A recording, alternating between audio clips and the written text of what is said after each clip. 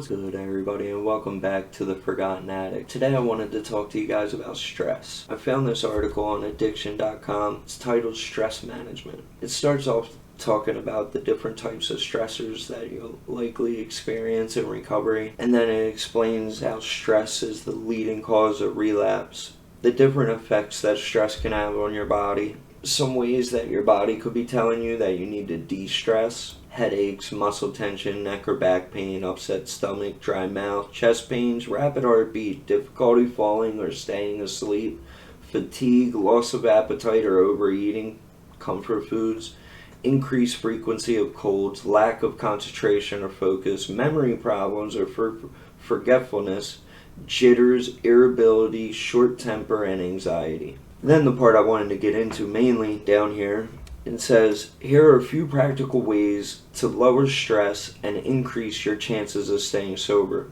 The first thing it talks about here is managing your time. They mainly discuss the first 90 days, which is the period that an addict is most likely to relapse. It's essential to manage your day and your time. Too many duties, chores, assignments, projects, or to-do lists that you draw up and fail to complete will only serve as a major source of stress. Eliminate all but essential recovery activities like 12-step meetings or counseling from your daily schedule. If you wind up with only one or two things you simply must do, that's a great start. It's also important to add some margin for days when nothing seems to go as planned. So obviously it's mainly discussing the first 90 days right there, right? It's still important later on in recovery as well. Later on in recovery, it's more about not having free time.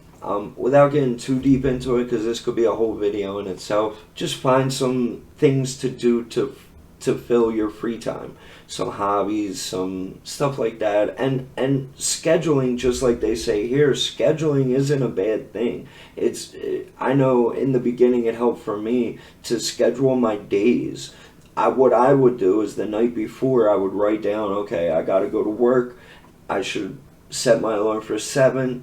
Wake up, eat breakfast, do my daily thing. I like to have about an hour before I actually have to do anything, even like get dressed and showered. So I would wake up and an hour before I even had to start getting ready. And I would schedule that time. And in the beginning, because we've messed up a lot of our internal clock. We've kind of messed it up a little bit. So it's good to plan those times out and be precise, I think. But like they said here, it's also important to not overdo it. Don't micromanage your time. Don't add in 15 things in one day and then all it's going to do is, like they said, stress you out because you're not going to be able to achieve those things. So you got to find a balance there. Like I said, that's something we may have as a whole video, is managing your time. I'll jump right to the next one. Talk it out. Talk it out is, we could do that right here when comment on videos, back and forth, help each other out. Therapy is a very big deal. I think therapy is needed for all addicts. I think therapy can help you understand why you are the way that you are, right? It doesn't mean that you're wrong. It doesn't mean that you're sick. It doesn't mean that any of that stuff. It's simply having a better understanding of who you are and why you are the way you are. That way, if you understand why you're doing some of the things you're doing, it'll be easier to fix them, right? Okay, so talk it out. Identify stressors in advance. My wife picks on me a lot for this. If I think it's going to take an hour to get to where I gotta go, I'll leave an hour and a half early. If I think it's going to take 15 minutes to get to where I gotta go, maybe I only leave a half hour early.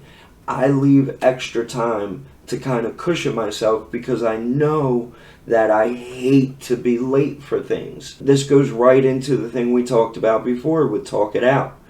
You have to know who you are. You have to know what your stressors are. You have to know what your triggers are and acknowledge them so that you can avoid them. So there's identify stressors in advance.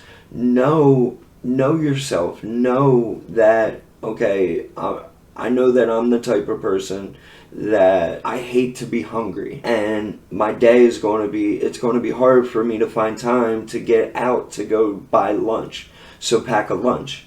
Identify these stressors that you have in your life and don't allow, as much as you can. Life is going to happen, obviously, and there's going to be things that creep up on you and you can't avoid. The best thing you can do is try to limit those things.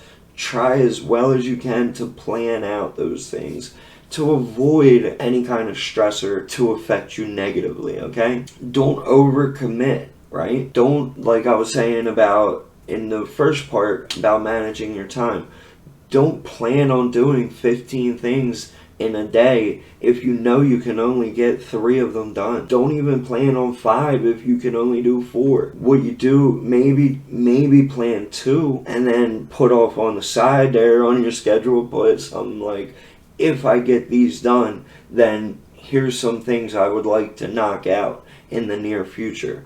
Maybe something like that, but only plan what you know you can do. That will avoid the stressor. It will avoid the depression of not accomplishing what you planned. Know, with the holidays coming up, know who's going to be at these family events. Don't commit to going to Thanksgiving dinner if an aunt's going to be there that you know is going to trigger you, especially if you're in a bad place. If you're experiencing a lot of triggers, if you're experiencing a lot of cravings, times are bad at the moment, I'd rather you can patch up if your grandma or your mom gets mad at you because you choose to not go to a family event. That you can patch that up, right? It's better than going to the family event, having a weak moment, and then running into that crazy aunt or crazy uncle that you know is going to set you off for whatever reason. It could be something completely different. Maybe your family, maybe you have some family members that you used to get high with, used to drink with. You don't want to be around them because they might influence you to do something stupid. So before you commit to going to these family events, know who's going to be at the events, okay? Also, we'll get into these a little more later, but no breathing exercises or no ways to de-stress yourself, so that way when these stressful moments do creep in, you have ways to deal with them. You want to have some type of ability, right? You want to have, it's like going into a fight without any kind of preparation. You want to have some jujitsu. You want to have some boxing experience. You don't want to just go into the fight and not know how to fight, right? Like, you need to practice something. I don't know. Everybody's different. For me, it might be breathing exercises. For you, it might be meditation. And breathing exercises is a form of meditation. So that also falls in with knowing yourself, right? Figure out what things help you get through these stressors. Learn them and then utilize them, right? That all falls into identify stressors in advance, right? This one's real simple. Get a good night's sleep. If you have to, invest in a better bed. Invest in a pillow. Because a good night's sleep is crucial. And it's easy. It's you don't need to practice that, right? Maybe buying a bed or buying a pillow, maybe you don't have the funds for that right now. But just simply giving yourself a solid 7-8 hours to sleep without waking up and being late for work, that's important. Get to bed at a decent time. That goes, again, it all ties right into each other. Like, manage your time well enough that you have a solid 7-8 hours to get some rest. Choose a stress-lowering activity. I know when I read that, my mind went directly to exercise, and that is a great one, but it doesn't have to be exercise, right? I do suggest everybody do some form of exercise, even if it's just walking. Really, you need to find something, some type of hobby, something to do to fill your free time, right? And when you're really stressed, have something you can do. Maybe like sports. Maybe you want to dive into baseball cards or football cards or basketball cards. And then when you have a stressful moment, you can look up some videos. If you're not at home and you can't get into your hobby, you can look up some videos on your hobby.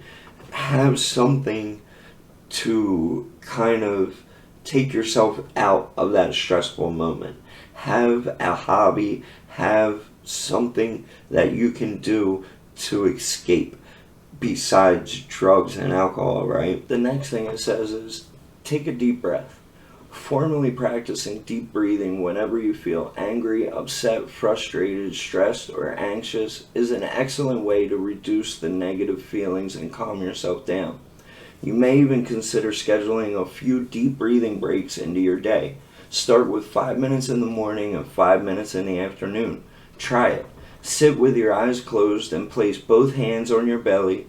Start breathing slowly and deeply. Breathe in and feel the breath fill up your belly, and breathe out and feel the breath leave your belly. Do this for 10 breaths. Breathing exercises are great.